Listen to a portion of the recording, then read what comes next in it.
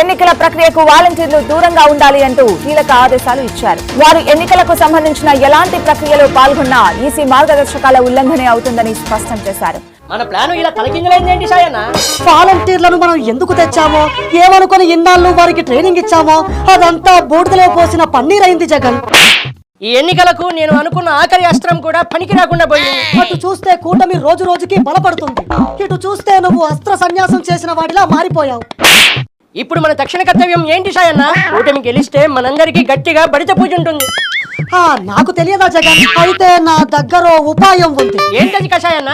ఎన్నికలు జరగడానికి, ఫలితాలు రావడానికి సుమారు 20 రోజుల సమయం ఉంది. దాన్ని మనం తెలివిగా వాడుకుందాం. ఉపదీసి పోయినసారిలా ఈ రింగులో ఫింగర్ ఏం కాదు, ఈసారి అంత సీన్ లేదు.